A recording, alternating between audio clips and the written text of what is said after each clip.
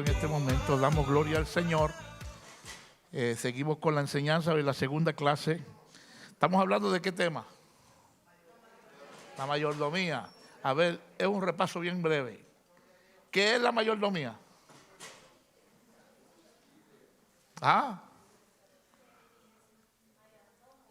¿Qué es un mayordomo? Dígalo otra vez, hermana Andrea.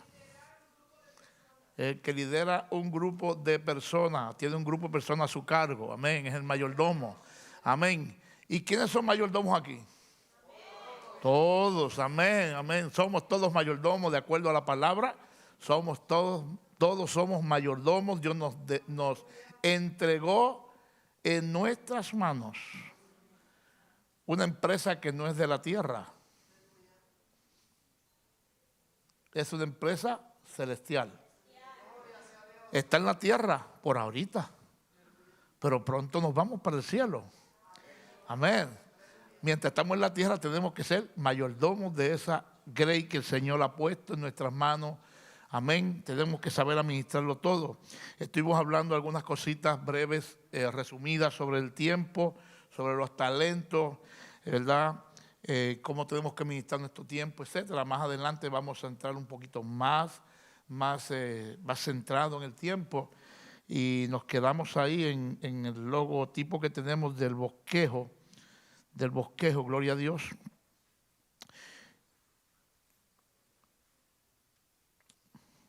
Alabado sea Dios.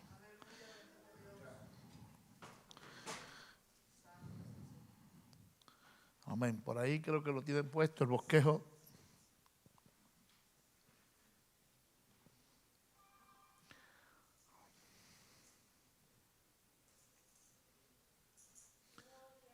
El bosquejo. Creo que Sergito lo había puesto ya ahí, estaba listo para arrancar.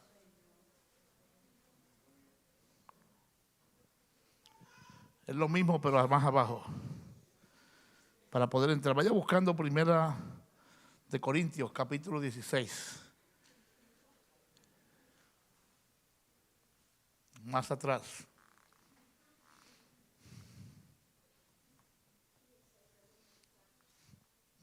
Más atrás. Ahí está. 1 Corintios 16, verso 1 al 4. Amén. ¿Quién lo puede leer? ¿Alguien?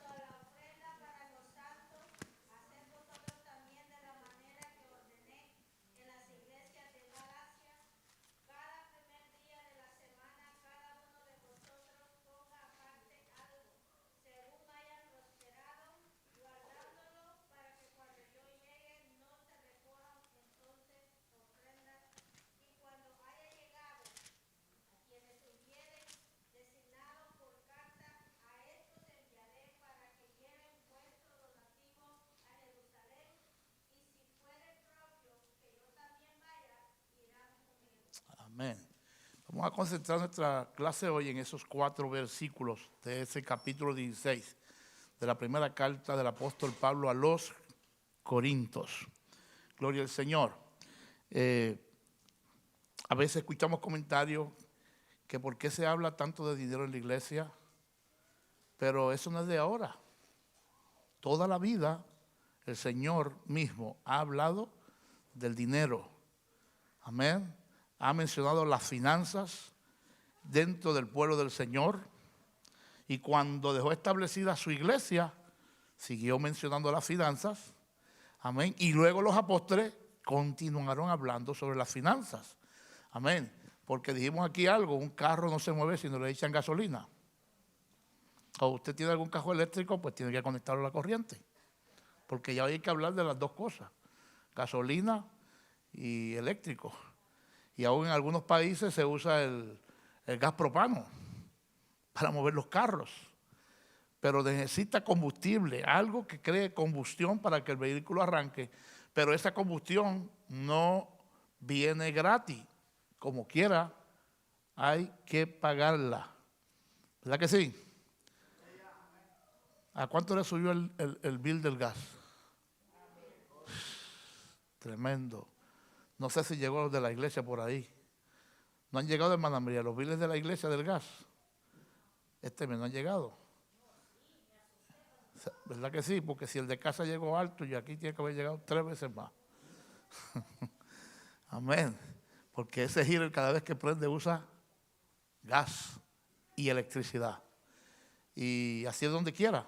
El gas vino exorbitante y a los que tienen casa les van a dar por ahí un subsidio de $100, creo. Pero a la iglesia no le dan ni las gracias.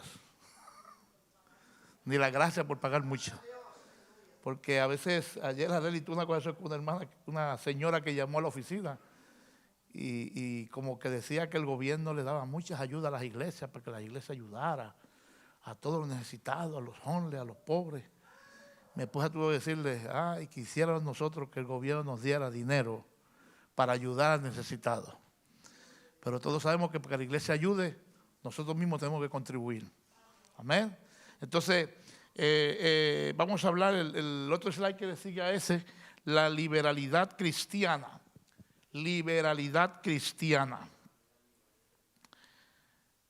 El súbito desplazamiento del énfasis de Pablo de la gloria de la resurrección al mero levantamiento de una colecta puede parecer abrupto. Pablo nos está hablando en ese libro de la gloria que vino a través de la resurrección de Cristo y le presenta a los corintios ese panorama de lo beneficioso que es para los creyentes que Jesús se haya levantado de entre los muertos, amén, al tercer día, y que haya ascendido a los cielos y que esté a la diestra del Padre intercediendo por nosotros. Pero de momento como que hace una pausa y entra a hablar de dinero. Y usted ve como que eso es, como que, ¿verdad? Como que, ¿qué pasó y por qué cambió el tema? No sé a veces cuánto usted piensa que uno está predicando o el predicador de momento comienza a hablar de los diezmos y las ofrendas. Y dice, pero ¿qué tiene que ver eso con el amor de Dios? Todo va de la mano. Amén. La palabra, el Antiguo no está desunido, no es un libro aparte del Nuevo Testamento. Antiguo y Nuevo Testamento, Antiguo Pacto y Nuevo Pacto van de la mano. En el Nuevo Testamento se hace cumplir lo que aún en el Antiguo estaba. Amén. Porque si no aplicamos el Antiguo, tenemos que olvidarnos de los 10 mandamientos. ¿Sí o no? ¿Dónde están los 10 mandamientos? En el Antiguo. Pero seguimos aplicando en el Nuevo Testamento lo de los 10 mandamientos. Porque aún el Señor dice que al cielo no entran ni los ladrones, ni los fornicarios, ni los adúlteros. Eso estaba en los 10 mandamientos. ¿Verdad? Pues en el Antiguo Testamento se reafirma aquellos 10 mandamientos. Quizás con otras palabras, quizás con otras expresiones, pero no se puede separar, hermano. Porque esos 2 testamentos o 2 pactos es la palabra completa de Dios. Y la palabra de Dios no se puede dividir. Si dividimos la palabra, la hacemos incompleta. Amén. Para aquellos que dicen, no, eso es del Antiguo Testamento. Pues si es de la Biblia, tenemos que hacerlo. Porque tanto el Antiguo como el Nuevo, amén, esa es la palabra de Dios. Ese cambio para muchos puede parecer algo abrupto. Ese cambio del mensaje de la resurrección, de momento entrar a hablar sobre el dinero. Para él, para Pablo, sin embargo, el recoger una ofrenda para las necesidades de las iglesias era tan parte de la comunión cristiana como lo era la emocionada expectación de una resurrección venidera. O sea que es tan importante una cosa como la otra. Es tan importante, por eso escucho siempre al hermano Daniel que parte de la adoración a Dios es ministrar las ofrendas y los diezmos. Porque un culto sin ofrenda y diezmo como que no sabía nada. Usted dirá, no, si no canta es que no sabe nada. No, a mí, si falta la ofrenda es como si no hubiesen cantado. Todo es, hermano, un complemento. Amén. Porque a través de las ofrendas y los diezmos estamos demostrando nuestra expresión de gratitud a Dios, que dándole a Dios de tanto que Él nos da. Y la semana pasada yo dije que dentro del tiempo tenemos que saberlo administrar porque el tiempo nos da Dios.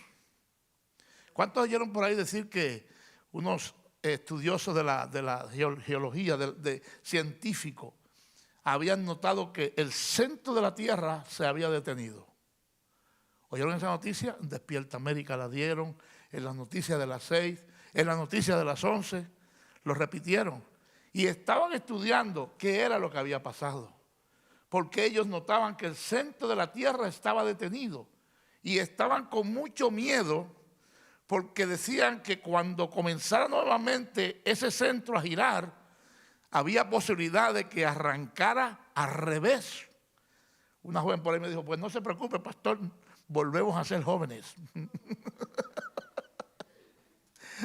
Si se vuelve para atrás es como retroceder el tiempo, no. Pero no es que el tiempo iba a retroceder, sino que la tierra iba a girar al revés de como gira. Amén. Ahora, ¿usted cree qué provocaría eso? Desastres a nivel de todo el mundo. Porque ya hay un establecimiento dado por Dios desde la creación hacia dónde iba a girar la tierra. Y si la tierra comienza a girar diferente, está haciéndose cumplimiento a la palabra. Que en los últimos tiempos van a haber desastres sobrenaturales, cosas horribles sobre la tierra. Entonces nosotros decía, bueno Señor, cada día más estamos viendo que tu venida está cerca. Amén. Porque están hablando los científicos, los que estudian todos los cambios de la tierra. Y yo decía, por eso es que usted está viendo que esta mañana, ahora en la mañana del día de hoy que estamos en la noche al amanecer, a las 6 de la mañana, acaban de decir que especialmente en Riverside, San Bernardino, Ontario, todas las ciudades por aquí, vamos a estar a 32 grados. Casi frisado. Y dicen, ponga su calefacción en la noche, salga bien abrigado porque se puede frizar al salir de la casa. Va a estar casi congelado. En el desierto alto va a estar a 18 grados. ¿Se fija? Todos esos cambios atmosféricos. ¿Por qué llovió tanto en California? ¿Y cómo llovió? Cambios atmosféricos. Tienen que ver con la palabra, tienen que ver con el cumplimiento. Entonces, cuando hablamos de esto, estamos hablando de la palabra. ¿Se fijaron? Pablo está hablando de resurrección y de la resurrección venidera nuestra, que los que mueren en Cristo resucitarán primero. Pero de momento cae a hablar de las ofrendas que hay que traer al templo. Y dirá uno, ¿y qué tiene que ver eso con lo otro? Tiene que ver lo mismo, porque es parte del servicio a Dios. Las instrucciones acerca de la colecta estaban dirigidas a las necesidades de la iglesia en aquel tiempo, pero contienen principios de mayordomía que bien pueden ser aplicados también a nuestros días. Amén. La ofrenda era para el sostenimiento de las necesidades de la iglesia, igual que hoy. Por allá es por allá que dicen, otras cosas que dicen por allá, que las ofrendas y los diezmos son propiedad del pastor. Eso es un error bien grande. Una vez un pastor principiante en una obrita como de 20 personas llamó a nuestro presidente, a nuestro obispo un día, hermano Samuel, y le dice que la junta de la iglesia no quería darle todos los diezmos a él. Y el presidente dice, nosotros no acostumbramos eso, nosotros no predicamos eso. Nosotros predicamos que se le da una ayuda al pastor. De todo lo que entra se da una ayuda al pastor. Y cuando la iglesia tiene una capacidad, pues claro está, esa ayuda va aumentando, ¿verdad? Aumentando y aumentando, de acuerdo a lo que recibe la iglesia, lo que entra en la iglesia. Pero no son propiedad del pastor. Y él dijo, sí, en mi país se acostumbra que todo lo que entra en la iglesia es del pastor. Yo solamente estoy pidiendo los diezmos. Y hermano Samuel le hizo una pregunta. Ya en la iglesia de Santa Ana, yo era el tesorero en ese tiempo, y ya en la iglesia de Santa Ana entraba entrando más de $1 millón al año. Y él le dice, hermano Samuel le pregunta, entonces, ¿qué tú dirías? ¿Y qué yo haría aquí con la congregación para pagar todo lo que debo? ¿Y qué pensarías tú? Tú que eres un pastor pequeño que estás empezando, si tú escucharas por allá que el hermano Samuel agarra ese $1 millón y se lo echa a la bolsa porque le corresponde a él. Ah, no, eso es diferente porque usted tiene una iglesia grande. No, es lo mismo. Porque el día que usted tenga la iglesia grande, ahora quiere con el chiquito agarrarlo todo. Cuando sea grande, no va a querer aflojar nada. Va a seguir las mismas reglas. Eso le corresponde al pastor. Amén. Y por eso usted ve los comentarios a veces negativos que hay por ahí. Que creen que los pastores vivimos de la gente. Que creen que los pastores somos ricos. Porque nos ven con saco y corbata. Por eso me dejan un poquito de corbata yo en la semana. Porque ya me confunden. No se dan de cuenta que la corbata es la misma del año hace 2 años, 3 años atrás. Es la misma, no la cambio. Amén. De diferentes colores, pero son las mismas. Amén. Y comienzan a pensar, hay pastores, como dice la Biblia, asalariados. No es que reciben un salario, sino es que son vividores de la iglesia. No hacen nada por el Señor. Que para usted hablarlo, a verlo y hablar con ese pastor, tiene que hacer un apoyo igual que para ver al médico. Y se atreven a decir después, no tengo tiempo, está llena mi agenda. Y no lo atienden nunca. Amén. Usted me llama a mí a cualquier hora y lo vamos a atender. A mi esposa y la vamos a atender. Porque a pesar de que la iglesia nos da a nosotros un salario mensual, porque es un salario, es una asignación que tenemos, no somos asalariados. Porque nos da para vivir, no para enriquecernos. Amén. Yo he estado en iglesia, hermano, he estado en iglesia que los pastores sí se les sostiene porque las entradas son buenas. Pero aún, bueno, les voy a poner el ejemplo. Nuestro hermano Samuel es una persona que tiene su salario, pero el hermano Samuel trabaja en cantidad también. Todas las mañanas, vean la primera, ahí está la jornada de oración todas las mañanas. La primera semana de cada mes usted lo ve transmitiendo en vivo la jornada de oración. Y usted lo llama y no lo va a contestar. No es porque está durmiendo, es porque está en la oración. Amén. O sea, hay pastores que recibimos, pero tenemos que hacer el trabajo que Dios nos mandó a hacer. Porque entonces nos convertirían en ¿qué? Asalariados. Amén. Si más usted ganando dinero y que no vaya a la compañía nunca a trabajar.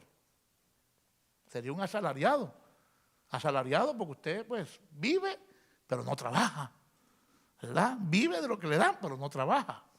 Entonces hay que trabajar. Pero Pablo nos comienza a hablar sobre las ofrendas para el sostenimiento de la iglesia. Amén.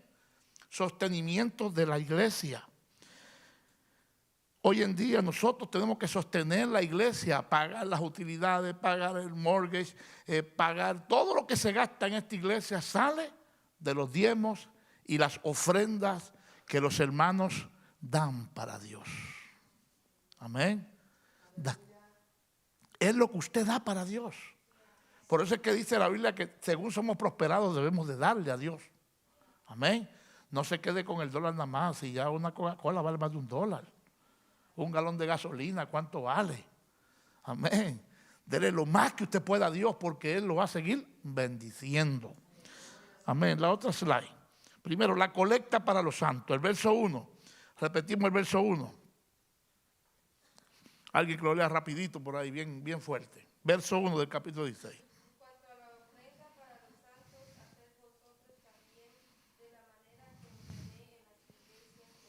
Amén. Si usted se fía, es una secuencia. No solamente a los corintios se lo está diciendo, se lo dijo también a los de Galacia. Amén. Entonces Pablo trabajaba con sus manos. ¿Qué hacía Pablo? Secularmente, ¿qué hacía? Tiendas de campaña, tiendas para vivir. Las usaban mucho para vivir en el tiempo antiguo, especialmente los que estaban en los desiertos. Amén. Era un perito arquitecto construyendo. Él diseñaba las tiendas, las construía. Ese era el trabajo secular de Pablo. Pablo no vivía de lo que entraba a la iglesia, vivía de lo que él ganaba por su trabajo. Lo hacía para ganarse sustento, para no ser una carga para otros. Pero nunca vaciló en pedir dinero para atender las necesidades de la iglesia. Muchas veces yo he dicho aquí, usted no me va a ver pidiendo para mí, pero para la iglesia y para el Señor, me va a ver pidiendo. Cuando era joven, nosotros la sociedad de jóvenes nos parábamos en la usted sabe que aquí se paran los semáforos a vender flores, ¿verdad que sí? Nosotros hacíamos los jóvenes eso, nos iban a los semáforos, cuando ponían rojo, todos los jóvenes largados allá, nos lanzábamos sobre los carros con un bote que decía pro templo, y ahí colectábamos ofrendas, y la alegría de los jóvenes era que después llegaban en la tarde, todos, en diferentes calles, y íbamos, vamos a contar cuánto ganamos hoy para el Señor. Y nos iban a la iglesia y abrían los botes y comenzaban a contar, vamos a ver quién fue el más que pudo colectar. Y había como una competencia entre los jóvenes y una alegría y una algarabía. Oiga, yo fui el más que gané.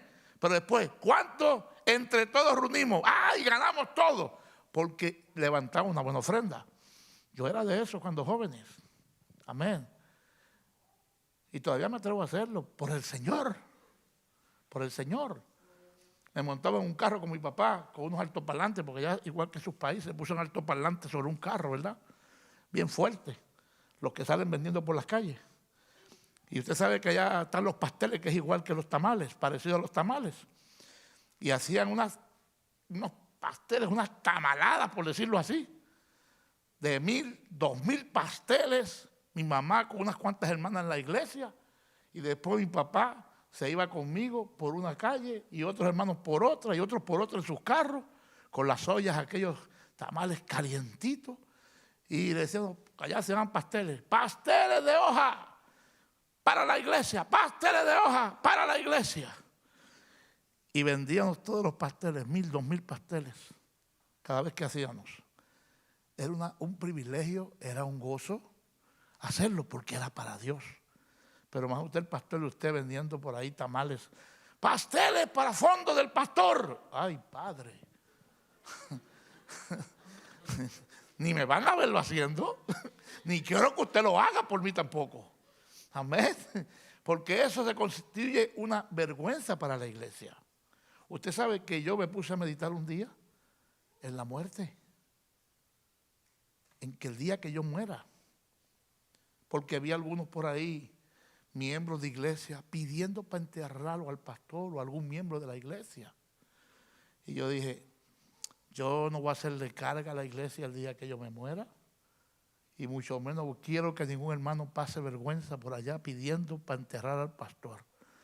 Y yo pagué mi aseguranza, pagué mi cementerio, pagué el entierro entero, el mío y el de mi esposa. Yo no la voy a dejar atrás, ya tiene todo pago también. Y tenemos todo pago. Y yo me acuesto ahora más tranquilo. Antes no dormía mucho pensando, y si me muero, y si quedo muerto, y Dios mío, ¿qué va a hacer mi esposa?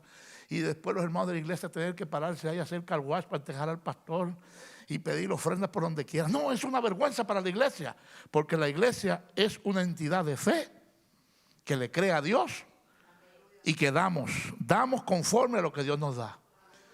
Entonces por eso me puse a pensar, no, yo tengo que prepararnos para ese momento, para que la iglesia no tenga que pasar vergüenza por ahí diciendo, mira, una iglesia de fe, una iglesia donde sabemos que Dios provee y ahora están pidiendo para llegar. No. Gracias, Señor, porque pudimos saldarlo ya.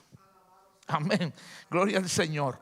Pero Pablo no vacilaba tampoco en pedir para la obra del Señor. La ofrenda que estaba pidiendo a los corintios era para los miembros de la iglesia de Jerusalén. Una iglesia naciente, una iglesia con muchas necesidades. A pesar de que dice la Biblia que ellos se unieron todos. Recuerden, ¿qué hacían? Tenían todo en común.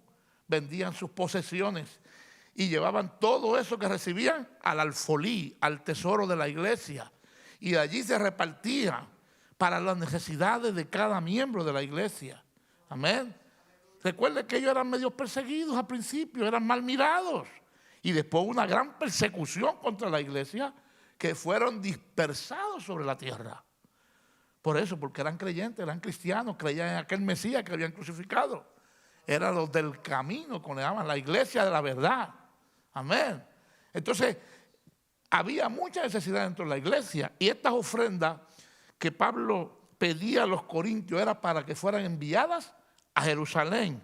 Al parecer, habían sido víctimas de la pobreza, pues cuando Pablo escribió su carta a los romanos, se había referido, según Romanos 15:26, a los pobres que hay entre los santos que están en Jerusalén, dice ese verso. Amén. O sea que hubo un crecimiento en la pobreza dentro de los hermanos. Así es que, hermano, no se preocupe que de vez en cuando usted y yo pasemos por una necesidad grande. Porque hasta ahora Dios no nos ha dejado de dar la comida. Aunque sea una tortilla caliente con frijoles nada más, las comemos. Y oiga, y frijoles, bueno, frijoles tienen mucha vitamina. No nos vamos a morir comiendo frijoles. Amén. Así es que hay situaciones nosotros quizás de pobreza muchas veces, o de necesidad o de escasez. Pero lo importante es que nunca Dios nos ha abandonado. Amén. Seguimos, el otro slide. Clark es un escritor de teología, sugiere que la razón de su pobreza era la persecución de los judíos. Él dice, la enemistad de sus conciudadanos al evangelio de Cristo los llevó a tratar a los que lo profesaban con crueldad y despojarlos de sus bienes. Entraron quitándole todo a los cristianos. Hablamos del mismo Pablo que está hablando de los corintios. Era uno de esos, cuando se llamaba Saulo. Lo dijimos la semana pasada. ¿Qué hacía él por las iglesias y por los grupos que habían? ¿Qué hacía? Él se iba ¿a qué? Y los apresaba. Y los despojaban de todos los bienes que tenían. Pablo fue uno de ellos cuando no servía al Cristo maravilloso. Pero el Señor, como tenía propósito, lo escoge y ahora el mismo Pablo es el que defiende los bienes de la iglesia. Amén. Y defiende a la iglesia con todo su ser. Campbell Morgan, otro escritor, atribuye esa pobreza a que no habían llevado a cabo la gran comisión. Este es otro pensador, escritor teológico que mira la pobreza de la iglesia de Jerusalén, la mira de otro punto de vista. Hubo un estancamiento en la iglesia de Jerusalén. Amén. Un estancamiento porque pasa como los hermanos de aquí de Gíbesa, que nos conformamos con venir a los cultos y ahí sentarnos. Y ni tan siquiera nos preocupamos por lo que están pasando frío allá afuera. Y no nos preocupamos por llevar el evangelio a los que están necesitados. ¿Sabe Dios cuántos de esos que están en la calle hoy mueren sin salvación? Y a nosotros no nos preocupa, estamos bien cómodos nosotros, dormimos bajo un techo, bien acobijaditos, ¿verdad? En las casas, con un buen calentón. Mientras hay gente allá afuera que quizás mañana no despiertan porque el frío los mató. Así le pasaba a la iglesia de Jerusalén. La iglesia de Jerusalén comenzó muy bien y todos lo tenían en común y todo el mundo comía bien y todo el mundo vivía bien y todo el mundo tenía de todo. Pero llegó un momento en conformismo. Entró en conformismo y se olvidaron de la gran comisión. Por eso es que este escritor mira el punto de vista de la pobreza de la iglesia de Jerusalén, que no era solamente la persecución, sino también que era que no estaban cumpliendo con la gran comisión. Esa comisión había sido dada al comienzo de los hechos. ¿Se recuerdan eso, verdad? Ir por todo el mundo y predicar el evangelio a toda criatura. El que creyere y fuera bautizado será salvo. ¿Y a quién se lo encomendó? A la iglesia de Jerusalén. ¿Qué pasa esa comisión a quién? A la iglesia de Cristo, que somos nosotros hoy en día. Esa comisión está vigente, no se ha terminado. ¿Usted sabe cómo se termina esa comisión? ¿Cuándo? Cuando Cristo venga por su iglesia y nos vayamos de este mundo. Ahí terminó la gran comisión. Porque en el cielo no hay que predicarle a nadie. Amén. Los que van a entrar allá son los que están salvos. Amén. Pero mientras usted y yo estemos aquí, hay siempre un alma que necesita salvación. Le pasa por usted al lado quizás todos los días a alguien que necesita salvación. Su vecino quizás necesita salvación. Amén. Su compañero de trabajo necesita salvación. Su familia necesita salvación. Entonces la gran comisión está vigente. Y este escritor dice que se debía a eso, que habían olvidado esa gran comisión que se les dio al comienzo en el libro de los Hechos, cuando empezó la iglesia, que no la cumplieron hasta que fueron dispersados por la persecución. Ahí fue que vino el dispersamiento, porque no estaban haciendo caso, no estaban predicando, se habían detenido, no estaban cumpliendo con lo que Jesús les había mandado. Entonces Dios permite la persecución de la iglesia para que tengan que salir de Jerusalén y cumplir con lo que Él les dijo. y me seréis testigos en Jerusalén, en Judea, en Samaria y hasta las Américas, que no la conocían. Hasta lo último de la tierra, que somos nosotros. Era el mundo no conocido. Y llegaron a nosotros porque estamos aquí. Llegó el evangelio a tu vida, llegó a mi vida. Amén, porque esa fue la gran comisión. Si la iglesia en Jerusalén no recibe aquella persecución, hubiese desaparecido la iglesia, que le costó la sangre de Cristo. Pero Dios dijo, no se van a quedar en las cuatro paredes. No esperemos que el Señor nos mande la persecución para predicar. Vamos a poner las pilas. Vamos a comenzar a hacer el trabajo que Dios quiere como iglesia. Vamos también a salir a predicarle a otros. A todo el que usted se encuentra en el camino, hermano. A todos. No se avergüence. Porque Pablo dijo, porque no me avergüenzo del evangelio. Porque es poder de Dios para salvación. El decirle a una persona, Jesús te ama. Jesús me amó a mí y me salvó. Jesús me sacó del vicio. Jesús me sacó de las calles. Y ahora soy nueva criatura. Ya usted está predicando. Porque está mencionando el nombre de Jesucristo, el Salvador del mundo. Gloria al Señor. Abrazaron la iglesia y abrazaron sus privilegios y perdieron su verdadero poder espiritual. El otro slide. Cualquiera fuera la razón de su condición, sea porque se quedaron pobres por la persecución, o sea que fueron dispersados y no estaban cumpliendo con la gran comisión, la iglesia madre necesitaba ayuda financiera, donde nació allí el evangelio. Recuerde que la iglesia de Jerusalén era, como decir, la oficina central de las iglesias de aquel tiempo. Amén. Por ejemplo, el MI tiene su oficina mundial, central nuestra, en la ciudad de San Juan, Puerto Rico. Ahí nació el evangelio en Puerto Rico, ahí han hecho las oficinas mundiales. Si algún día Dios le da el privilegio de llegar a Puerto Rico y quiere visitar, usted puede llegar allí y va a mirar las banderas de todos los países y las fotos de todos los misioneros en el mundo. Y ahí es el centro, de ahí se comunica, se envía a todas partes del mundo donde tenemos iglesias. Amén. Esa es la iglesia, esa es la oficina central del mundo, nuestra. Pero aparte de eso tenemos lo que llaman las regiones. Esta es una región de todas las regiones que hay en Estados Unidos. Esta es la región del Pacífico, que conocemos, región del Pacífico. Nosotros cubrimos todo el Pacífico. Hawái, Alaska, Washington, Oregon, todo California, toda Nevada, todo Arizona y todo Nuevo México. Esa es la región del Pacífico. Entonces, también tenemos una oficina central del Pacífico, que es donde trabajamos nosotros en Ontario. Amén. Ahí está la oficina que controla o administra la iglesia en el Pacífico. Nosotros reportamos a la internacional y ellos saben cuántas iglesias tenemos aquí, ellos saben cuántos pastores hay aquí, ellos saben cuántos, ahora están pidiendo ya, ahora en el reporte que vaya del Consejo en marzo, tenemos que reportar cuántos convertidos hubieron en el Pacífico. ¿Cuántos fueron bautizados en el Espíritu Santo en el Pacífico? ¿Cuántos fueron bautizados en agua? Amén. O sea que tenemos que dar un reporte del Pacífico a nivel mundial y ese reporte lo meten ellos en el reporte mundial para la Bienal. También ponen cuánto fue nuestra aportación en misiones en todo el Pacífico y cuánto fue nuestra aportación en diezmos y ofrendas a la mundial. Porque eso tienen ellos recibirlo. Y también, o sea, de lo que usted diezma, va el diezmo de usted, de ese diezmo va un diezmo para la mundial. ¿Y ese diezmo para qué? Para ayudar a la obra a nivel mundial.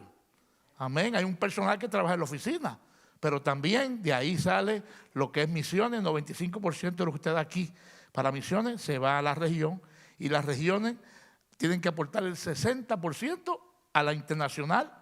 El otro 40% lo dejan para el desarrollo de la iglesia en el Pacífico. Estoy diciendo todos estos datos porque usted vea lo que es la mayordomía, lo que es la administración.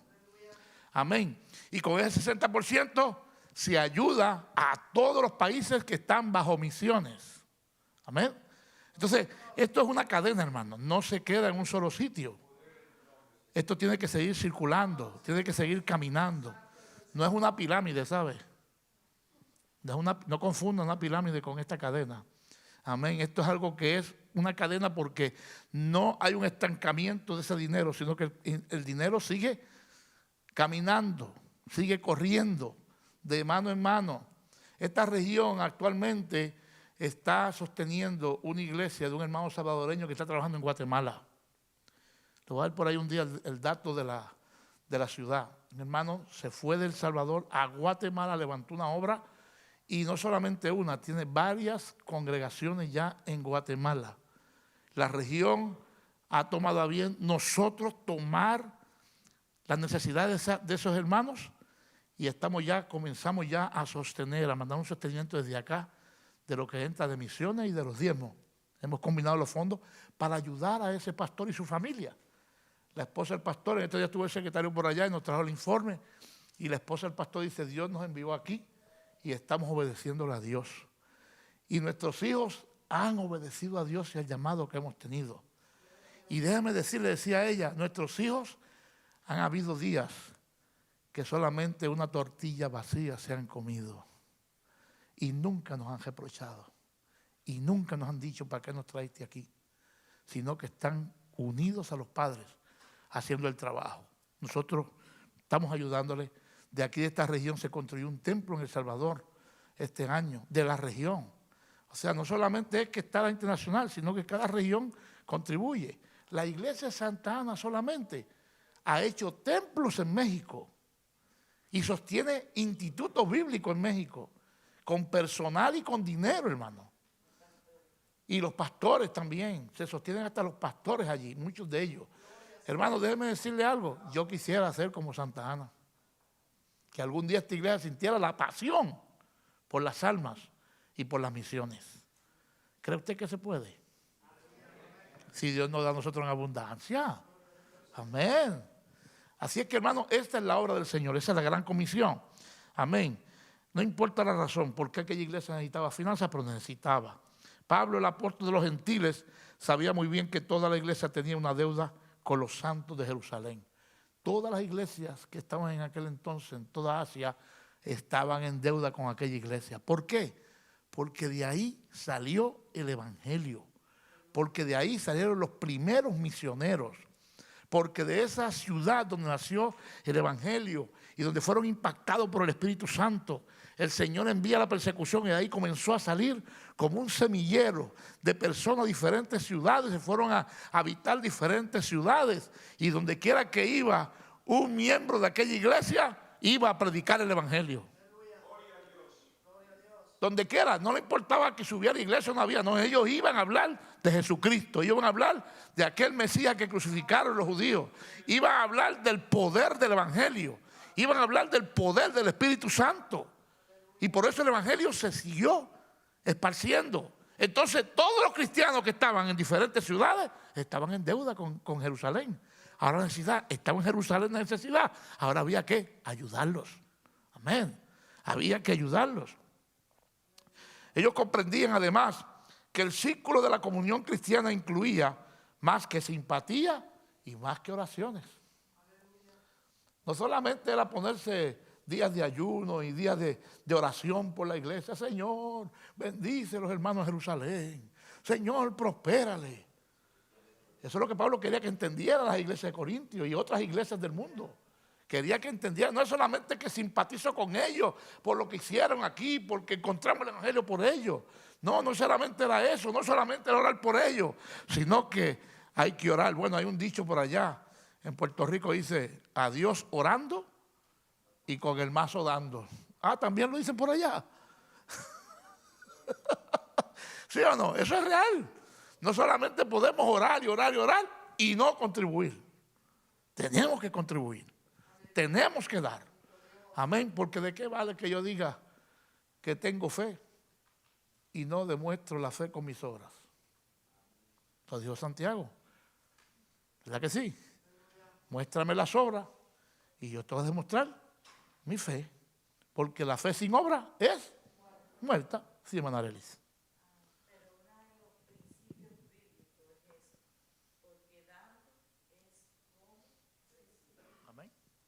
La ley del boxeador le llamamos nosotros. Porque el boxeador, si quiere ganar la pelea, tiene que pegar. No puede esperar nada más que le peguen a él. ¿Sí o no? Tiene que dar. Por eso es la ley del boxeador. Y así es el cristiano. Dando es como recibimos. Tenemos que dar de lo que Dios nos da para poder recibir de parte de Dios la bendición. Entonces Pablo quería que aquella iglesia comprendiera la necesidad que había de esas finanzas en la iglesia de Jerusalén.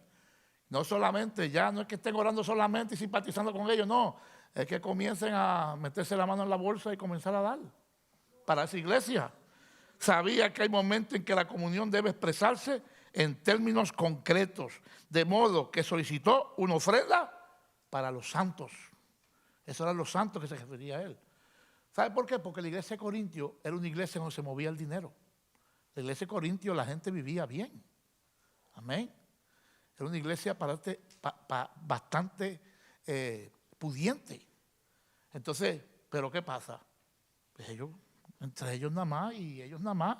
No, ahora hay que dar ofrenda para los santos que están en Jerusalén. El otro slide. La ofrenda es un mandato. El versículo, la parte B, la segunda parte del versículo 1 del capítulo 16, dice: haced vosotros también de la manera que ordené en las iglesias de Galacia. Fue una orden, fue un mandato del apóstol en Galacia. Pero ahora no solamente es para aquella iglesia, también para ustedes de Corinto. También es un mandato para ustedes. Ahora no es solamente para la iglesia de Corinto, porque ya no existe. Ahora es para la iglesia de Riverside.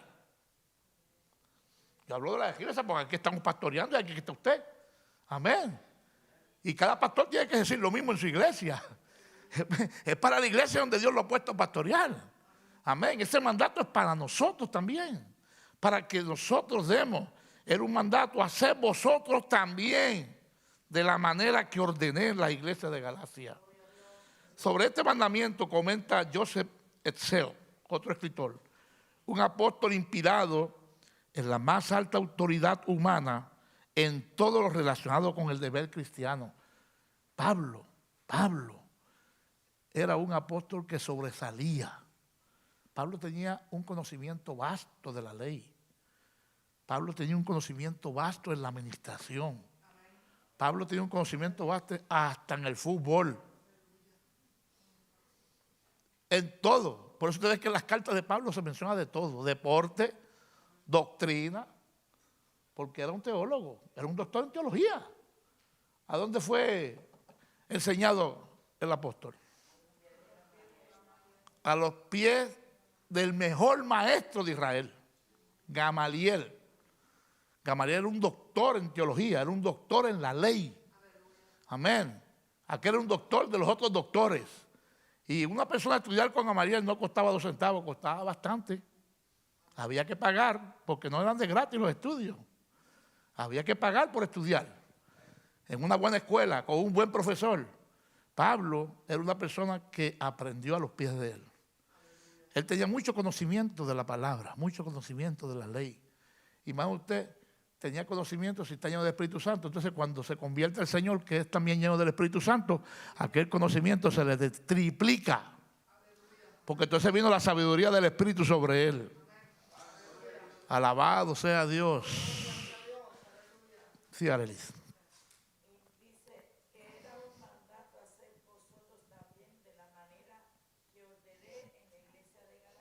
Uh-huh. ¿Y cuál fue esa manera? Que cada semana apartaran una parte para cuando llegara alguno poderle proveer. Ahí vamos. Yo me acuerdo que en la iglesia de nosotros de Sonbari, las damas cuando teníamos un invitado, nunca recogíamos ofrenda para el invitado. Nunca le decíamos a la iglesia, ahora vamos a dar para este invitado, sino en Sonbari nosotros teníamos un fondo y cuando invitábamos a alguien siempre teníamos 200, 300, 400 dólares. Cuando llegaba ese invitado, la ofrenda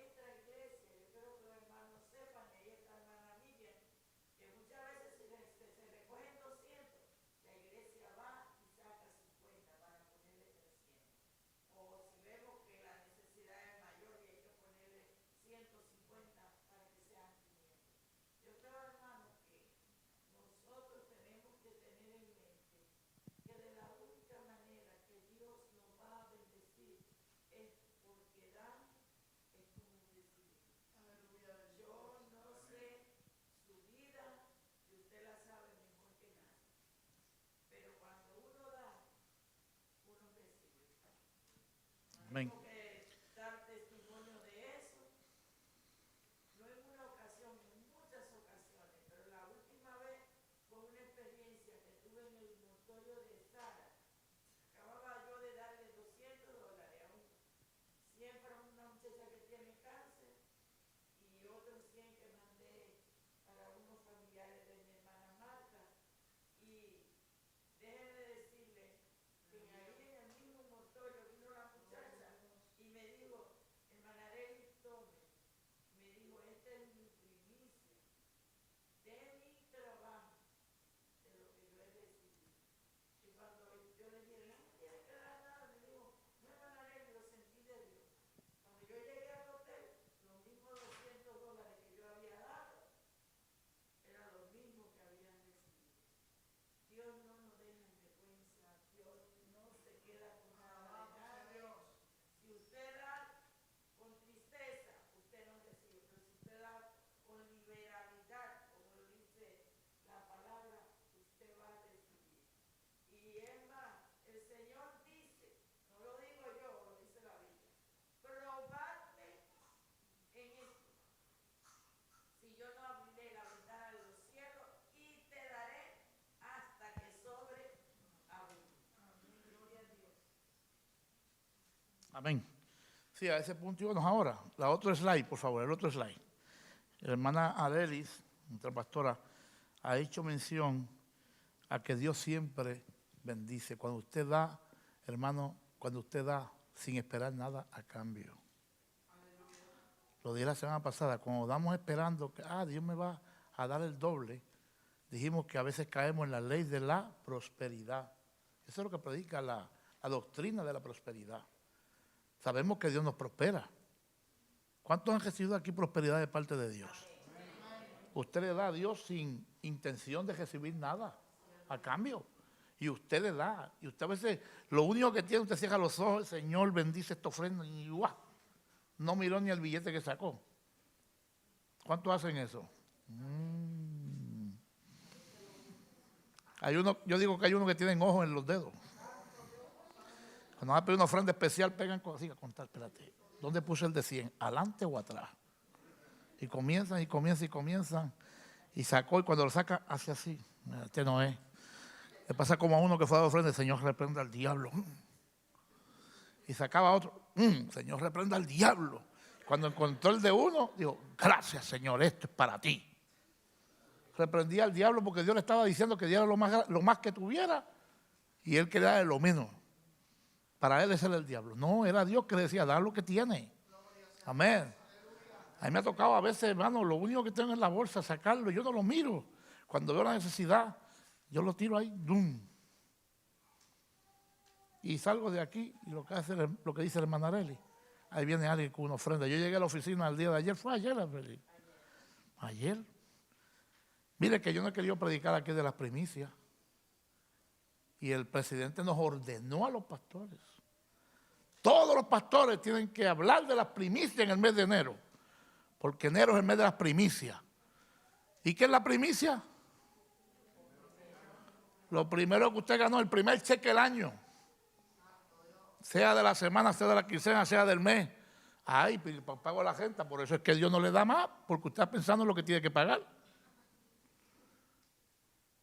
Pero la primicia es del Señor. Y cuando usted da lo primado de lo que Dios le dio empezando el año, usted va a ver el resto de año en abundancia.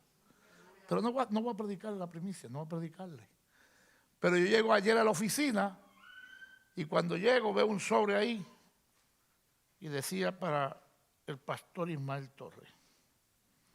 Yo dije, ¿qué será esto? ¿Será una carta? ¿Será una queja? ¿Será una renuncia? ¿Qué será? Y cuando lo abro, una cartita adentro, hermano Junior, por su ayuda, por su esfuerzo, por lo que usted hace siempre por nosotros, que nos ayuda. Aquí está mi primicia para usted. De la primicia que la iglesia le dio, ella dio la primicia a mi persona. Yo no esperaba aquello. Y ya lo que tenía en la bolsa me quedaban como $5 o $6. y habían 250 dentro del sobre. Y yo dije, Padre, gracias te doy. Estaba abriendo unas cartas ayer, una carta que hacía más de un mes que estaba por allí guardada entre todo, sobre una cosita larguita así. Decía Arelis Torres, y yo no sabía ni qué era. Bueno, ahí estaba Marlene Romeo, ¿verdad? Y yo me pongo a abrir para botar lo que no servía, aquello por poco se va para la basura, pero me dio pongo a abrirlo, despegar las esquinas y abrirlo. Un chequecito para la hermana Arelis de 400 y pico dólares que le mandó una compañía de hacía tiempo que habían dado un settlement por una equivocación o algo y le dieron a todos los que sufrieron eso y se lo mandaron. Y yo con eso lo deposité desconfiando que si era de verdad o no era de verdad. Y Arelis decía, si te vienen buscando por ahí porque era algo ficticio, yo digo que eso fuiste tú, que no fui yo. mira, esa pastora es lista, ¿saben? Pero yo le dije, pero el problema es que yo lo estoy firmando, haciendo tu firma, pero la firma que está ahí es Arelis Torres, no es la mía. O sea, tengo mi defensa. No, pero estaba bueno, ya el banco lo pagó. Amén. Mire, hermano, Dios nos bendice de acuerdo con nosotros también le damos, sin esperar nada a cambio. Amén. Yo voy por ahí, hermano, yo veo los honles, que hay siempre ahí cerca de Starbucks donde veo un honle. ¿Usted sabe lo que yo hago? Yo voy y le compro una tarjetita de $10 para que se lleven un café caliente con este frío. Y voy y se la llevo afuera, toma, para que te lleve un café. Eso no cuesta nada, hermano. $10. Es mucho dinero, no, hombre. No es nada, porque más que eso Dios me da. Mire, no me tiene durmiendo en la calle con frío. ¿Qué más quiero? ¿Qué más quiero? Y Él está bajo el frío. Así que tenemos que ser conscientemente del ayudar al necesitado. El versículo 2, ¿quién me lo lee? Rapidito. Cada primer día de la semana, cada uno de vosotros ponga aparte algo según haya prosperado, guardando para que cuando el sol llegue no se recoja de su Lo que decía la hermana Arelis. Nosotros tuvimos una experiencia, iba un hermano que cantaba mariachi, un mexicano, ¿te acuerdas? A Son Valley. Tenía una campaña con nosotros y yo fui a hacer el contacto con él. Él vivía ahí en el área. Y lo primero que me dijo es, yo no cobro por ir, pero yo sé que ustedes van a levantar una ofrenda para mí. Le voy a agradecer que del frente no pidan una ofrenda para mí. A mí, yo no creo en eso, me dijo era predicador y cantante. Yo creo que la iglesia se prepara antes de que la gente invitada llegue. Ustedes hagan como ustedes quieran, me queda una ofrenda, háganlo como ustedes quieran. Y denme lo que Dios ponga en su corazón. Pero no quiero, porque si piden la ofrenda para mí, yo no la voy a tomar. Ustedes me la van a entregar un sobre ya pre-pedida. ¿Por qué? Porque para mí eso no es bueno. Me avergüenza que estén pidiendo ofrenda para mí. Y así lo hicieron. Los caballeros era el que les tocaba la campaña, ¿no? Los auspiciadores. Se reunieron todos los caballeros y déjeme decir, la bendición fue tan grande porque recogieron 3 veces más lo que lo iban a recoger en la iglesia el día del culto. Y no se sacrificó la ofrenda de la iglesia. Amén. ¿Qué usted cree si lo vamos poniendo en práctica aquí? Estupendo. Sería muy bueno. Porque el predicador se siente bien y nosotros nos sentimos bien. Amén. Y el día de la ofrenda, vamos a administrar la ofrenda para la iglesia, la ofrenda del Señor. Pero ya la ofrenda del predicador está ahí. Amén. Así es que vamos a poner cosas en práctica. Pablo predicaba eso. Pablo lo decía. No esperen a que yo llegue para entonces estar ministrando la ofrenda o pidiendo la ofrenda. ¿Sabe por qué yo digo ministrar la ofrenda? Nosotros en la universidad aprendemos que la manera correcta que se debe decir es ministrar la ofrenda. No pedir la ofrenda, ni tampoco recoger la ofrenda. Porque aquí no pedimos limosna. No estamos para estar pidiendo. Tampoco la recogemos porque no está tirada en el suelo. Amén. La ministramos. Cada persona, de acuerdo como propuso en su corazón, da. Y esa persona que está dando está siendo bendecida. Aunque no oremos por esa persona, la persona está siendo bendecida. Porque no se le pidió, nada más se dice, vamos a ministrar la ofrenda para el Señor. Y la gente sabe que hay una administración de parte de Dios de bendición. Y es parte del ministerio de la iglesia. Y es parte de la adoración de la iglesia. Entonces la palabra correcta es ministrarla.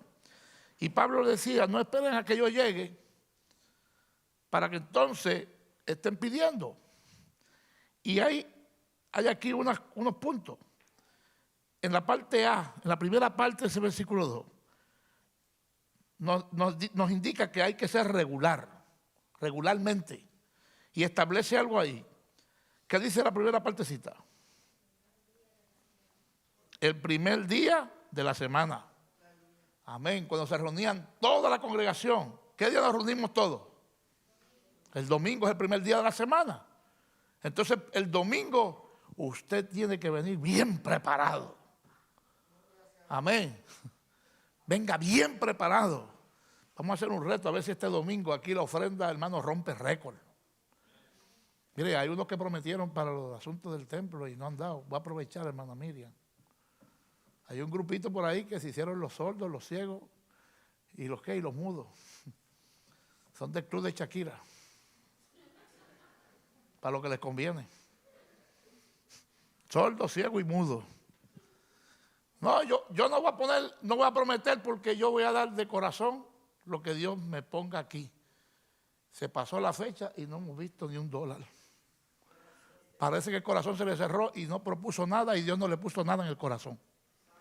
Si Dios no le puso nada, es porque Dios tampoco te va a dar nada. Porque si yo doy es porque Dios me tocó. Y cuando Dios me toca, yo sé que hay una recompensa de parte de Él. Amén. Eso es así. Y hubieron algunos que sacrificaron. Yo agradezco a esos hermanos que hicieron el sacrificio. Y trajeron la ofrenda y las promesas que dieron. Pero nos quedamos cortos, hermano. Cortos. Porque quedó un grupo que no la trajo. Amén.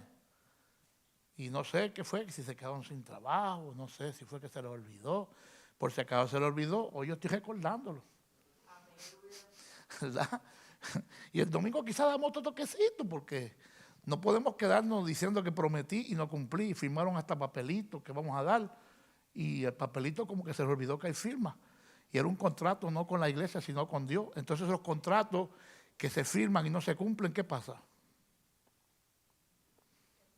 Cuando usted va a un dealer a sacar un carro, usted firma un contrato, ¿verdad que sí? Y le dicen qué día va a pagar y cuánto va a pagar y cada mes hay que pagarlo, ¿sí o no? Y si no paga y cumple, ¿qué pasa? Le mandan una grúa a su casa, 3 meses que deba y le levantan el carro y se lo llevan. Por incumplimiento. Y no solamente eso, que después en el récord de usted se lo pusieron. Este es mala paga, no le den crédito en ningún lado. Entonces así es en el cielo. Señor, mira, te prometieron y no cumplieron. Y Él tiene un récord allá arriba. Prometen y no cumplen. Amén. Y entonces aquellos que están con el cuento de que yo no prometo porque es mejor no prometer y cumplir, pero tampoco cumplen, están igual. Porque si yo no prometo y voy a cumplir, pues tiene que cumplir. Porque si no cumple, la bendición de Dios, mire, le echan tijera y no te la da. Amén. Sé que no busques un pretexto, ¿sabes? Segunda cosa que vemos ahí. La ofrenda es personal y para todos. La segunda parte de ese verso dice, cada uno de vosotros ponga aparte algo según haya prosperado. Si usted no pone nada aparte es porque está en la miseria. No ha prosperado en nada. Pero sí lo veo comiendo tacos, sí lo veo comiendo en restaurantes, sí lo veo comprando ropa, sí lo veo, lo publican, ponen en el Facebook y donde quiera que pongan en las redes sociales, soy bendecido. Mira el trabajo que hice. Y en la lista de los diezmadores, ni $1. Y como echan la ofrenda, la mogollan bien así, la tiran en el plato, no sé si fue $1 lo que echó o cuánto. Amén. Si ponemos que hay que ponerla en un sobre y poner de quién es y cuánto es, muchos no dieran nada, porque van a ser descubiertos. Mire, es que aquí, es que el problema de la gente, yo no sé cómo es que la gente quiere ocultar las cosas, ellos mismos las publican. Pastor, no fui a la iglesia. ¿Por qué no fue a la iglesia? Ay, es que yo tenía un dolor de cabeza. Y cuando usted busca el Facebook, estaban en la playa, estaban en el parque, estaban celebrando una fiesta. Y digo, Padre eterno, no tenemos temor ni de hablar mentira. Hermano, si usted no quiere darle al Señor, no publique que Dios lo está bendiciendo.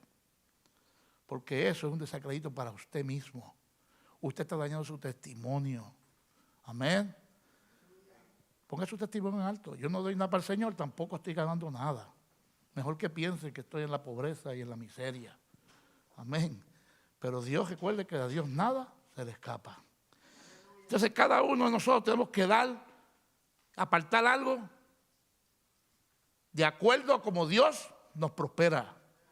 Y este año todos los que trabajan en compañía fueron prosperados porque a todos les subieron el sueldo. O usted está pagando 3.35, lo que pagaba hace 20 años atrás. Todos los años somos prosperados. Amén. Saque cuenta en el 2020 cuántos tuvieron que no ir a trabajar porque le dio el COVID. Y este año no le dio, ni una gripe le dio. Ha sido prosperado. Amén. ¿A ustedes que la prosperidad es solamente lo material? No, también lo físico. Nos ha dado fuerza, nos ha dado salud. Y lo que me dio fue una gripecita por ahí leve. Pero está bien, eso pasa. Amén. Pero no me mandó por un hospital y que me pusieran mangueras por donde quiera. Ni tampoco me quitó la vida. He sido prosperado. Amén. He podido venir a la iglesia a escuchar la palabra. He podido venir a adorar a Dios. He sido prosperado. Amén. Esa es la segunda parte. Y la ofrenda es personal y para todos. No es para algunos. No es para algunos, hermano. Bueno, no digo más nada. Pero yo veo gente aquí que... lo comentamos. Vemos gente aquí que a veces, oigan, día tras día, vienen los días como se paran aquí, ministran la ofrenda y hay gente que nunca. Oiga, el pastor que ustedes tienen es bien observador. Yo debía ser detective.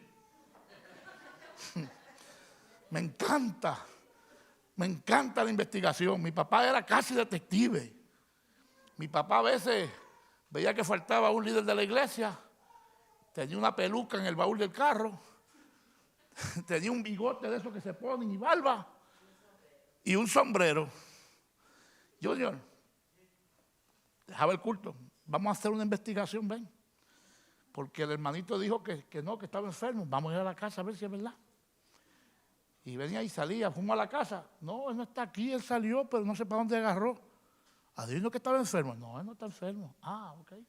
Se enganchaba la peluca, el bigote, la barba y el sombrero. Y nos íbamos por todas las calles del barrio, de la comunidad. Todas las calles. Buscando el carro del hermanito que no llegó a la iglesia. Un día encontramos el carro de un hermanito, líder de la iglesia, en un sembrado de cañas por allá metido. Pasamos por una de las cajeteras que es de la comunidad y al lado había un cañaveral. Y mi papá era bien cuidadoso. Cuando iba, vemos las lucecitas de atrás del carro prendida. Me dice, mi papá era tan detective que conocía la marca de los carros hasta por las luces. Este es un Chevy. Y era un Chevy que tenía, hermano. Este es un Chevy, espérate, que este tiene que ser el carro. Y da para atrás y lo enfoca. Esos son los colores del carro. Oiga, se bajó del carro con sombrero. Se asustó cuando vio a mi papá en la ventana que le estaba tocando. No sabía ni quién era. Y baja el cristal. ¿Quién es usted? Yo soy el pastor. ¿Qué haces aquí en esta cañaveral con esa mujer en el carro? No te lo reveló ni carne ni sangre. Y cuando llegó a la iglesia, nada más te sacan como 2 o 3 años de disciplina, mi hijo, siéntate, porque no puedes servir al Señor así en pecado. Así era mi papá. Y a mí se me quedó algo en el ADN. Entonces yo soy me gusta mucho observar, me gusta mucho mirar y ver la actitud de algunos hermanos de la iglesia y veo que hay gente aquí que nunca pasan a echar ni un centavo de ofrenda. Antes iban por las bancas y nadie se da cuenta quién ofrendaba y quién no, pero ahora vienen aquí. Ahora vienen aquí al altar a echar la ofrenda. Amén. Ahí no se descuide porque traiga siempre algo, aparte algo para el Señor los domingos, porque los diáconos tienen instrucciones ya que van a ir donde usted cuando ve que no pasa y le van a preguntar. Le van a decir, la ofrenda no la ha dado. Ah, no tengo. Bueno, problema usted para la próxima tiempo que hay que dar. Amén. Esto no es cosa del pastor. Pablo lo predicaba. Es la palabra que está escrita ahí. Amén. Entonces, el otro punto, de acuerdo con la prosperidad individual. Porque uno da de acuerdo a esa prosperidad que Dios nos da individualmente. Yo no puedo pretender que un hermano dé lo mismo que dio el otro. Porque no todos han sido prosperados de la misma manera. Todos somos prosperados en el Señor. Pero uno más que otro, uno recibe más que otro. Amén. Y de acuerdo a lo que Dios me da, yo tengo que dar. Amén. De acuerdo a lo que Dios me da, yo tengo que dar para adelante. Porque ahí es que Dios se glorifica. Por eso es esa parte tercera que dice, según haya prosperado. Según haya prosperado. Lo otro es lo espiritual por sobre lo material. La última parte de ese verso 2 que dice, para cuando yo llegue, no se recojan entonces ofrendas. ¿Por qué? Porque cuando somos espirituales, ya nosotros en el corazón sabemos lo que vamos a dar y lo damos sin necesidad que nos digan. El apóstol quería decirnos con esto que las ofrendas se recogieran sistemáticamente y regularmente. Primer día de la semana y en cierto momento había que ministrar la ofrenda. Amén. Para que cuando él llegara a ese lugar no estuvieran pidiendo, no estén pidiendo ofrenda. No, que vamos a mandar para Jerusalén una ofrenda especial, una ofrenda para el predicador, que llegó el evangelista, el apóstol Pablo y tenemos una ofrenda para él. No, no estén pidiendo ofrenda en ese momento, hágalo con anterioridad. Vamos al otro slide. Versículo 3.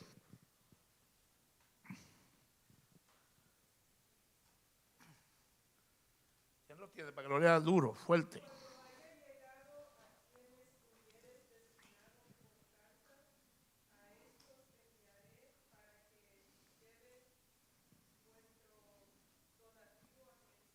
Amén.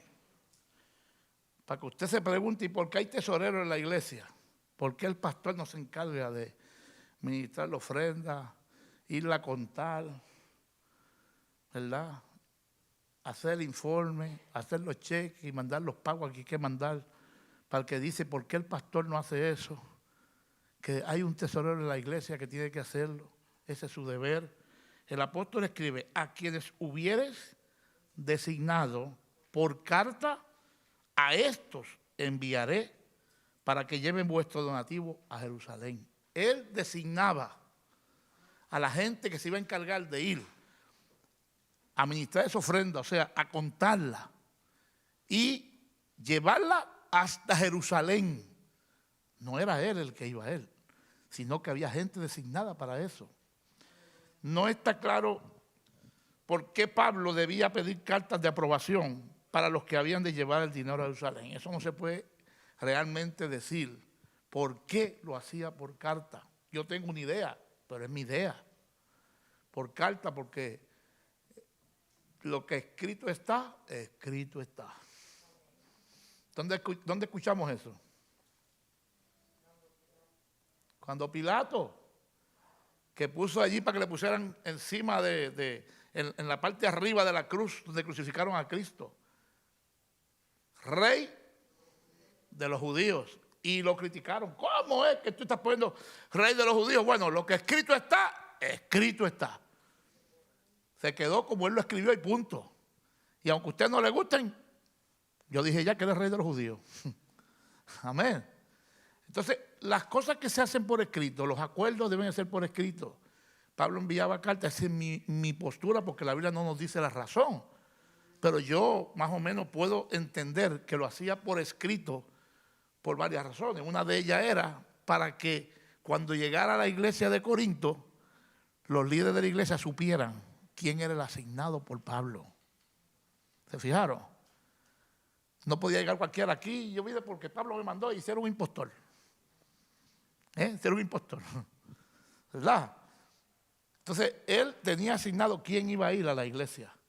Y ellos sabían ya a quién le iban a entregar esas ofrendas para que ellos las llevaran a Jerusalén. Alan Clark sugiere que aquí Pablo se refiere a recomendaciones que los corintios le habían enviado. Posiblemente le habían pedido esas recomendaciones, le habían dado esas recomendaciones a Pablo, y que el apóstol está conforme en designar a esas personas. Indudablemente quería que los que hubieran destacado en promover la ofrenda, tuvieran la experiencia emocionante de entregarla personalmente a los cristianos de Jerusalén. Amén. No sé si los diáconos aquí se han dado de cuenta, amén, y la hermana, yo sé que la hermana Miriam también, que a veces ministramos una ofrenda para el predicador y vienen donde mi alma para que yo se la dé. Muchas veces les he entregado, pero la mayoría de las veces le digo, usted mismo vaya y entréguesela. Amén. ¿Por qué? Porque yo tengo confianza en el personal que trabaja en la iglesia. Aparte de eso, no me veo yo mal. El pastor es el que brega con las ofrendas ahí. No, aquí hay gente que brega con las ofrendas, que trabajan con las ofrendas y son los encargados. A veces viene y me pregunta, hermana Miriam, hermano, esto fue lo que se recogió, ¿qué hacemos? Le ponemos un poquito más, ya ella sabe lo que hay que hacer, ¿verdad? Y usted sabe lo que siempre hacemos. Y le damos conforme a como Dios ponga en nuestros corazones. Amén. Porque conocemos quizás la necesidad del que trajo la palabra, del que nos trajo la bendición. Amén, gloria al Señor. Pablo lo hace porque quizás de esa manera se sentía involucrado en esa bendición de que habían ministrado esa ofrenda y la habían contado y ahora ellos mismos la iban a entregar. Y eso es un privilegio, hermano, eso es un privilegio. Diácono, no te sientas mal en estar contando la ofrenda, en pararte aquí. Usted está siendo un administrador en ese momento de lo que los santos están dando para la obra. Y usted, yo siempre digo, cada vez que viene algo, usted ahí mentalmente bendice al hermano, bendice a la hermana, bendice al hermano, bendice a la hermana. No tiene que estarlo diciendo duro. Si lo quiere decir duro, usted lo puede decir. Pero usted en su interior bendiga a cada hermano que lleva la ofrenda. Amén. Y cuando van allá por la ofrenda, dele gracias a Dios por la ofrenda. Gracias, Señor. Y dígale, Señor, multiplícala. Amén. Señor, multiplícala. ¿Y usted sabe qué es la multiplicación que Dios hace? Seguro que sí. Dios hace grandes cosas. Vamos al último slide sobre este tema. El versículo 4, ¿cómo dice? Mire lo que Pablo le dice. Pablo tenía una ilimitada preocupación por el bienestar de la iglesia y por la unidad de métodos y procedimientos. Él estaba una mente, como dice por ahí, una mente abierta, ilimitada en cuanto a lo que era el proceso de la ofrenda y lo que era el método. Estaba genuinamente interesado en la ofrenda, no para él, para la iglesia de Jerusalén. Él estaba interesado que esa ofrenda fuera bendecida, fuera ungida. Alabado, que los santos de Jerusalén recibieran esa ofrenda, ellos sintieran la presencia de Dios en su vida y el agradecimiento de Dios en su corazón. Comprendía perfectamente todos los delicados problemas implícitos en la distribución del dinero. Si era necesario que fuera él, si era necesario que fuera él también, personalmente, a supervisar la distribución en Jerusalén, él también iba a ir. Pero ellos iban a ir con él. Los encargados iban a ir. Si era necesario que él fuera, para que después nos dijeran, en el camino se desviaron. Algunos se repartieron el camino alguito y se lo echó en la bolsa. No, si ustedes quieren que yo vaya, yo también voy con ellos. Para supervisar que todo se haga conforme a lo que está establecido, a lo que Dios manda. Le dije aquí algo, que a veces hay gente que mire, que quieren cortar las ofrendas cuando son buenas. Ese para predicador, vamos a cortarla. Se levantó demasiado mucho dinero. Wow, la iglesia está en necesidad. La iglesia está en necesidad. Pero no es así. Si pedimos una ofrenda para alguien, es para esa persona. Amén. No se oyeron los amenes. Yo le hago una pregunta, y si la ofrenda es porque usted está necesitado y la pedimos por usted, ¿usted va a estar de acuerdo o contento que se la partan? Y usted vio que todo el mundo ese día se desbordó. Y echaron de 20, de 20 y de 20. Y después le vienen a usted con 20, 30, 40 pesos.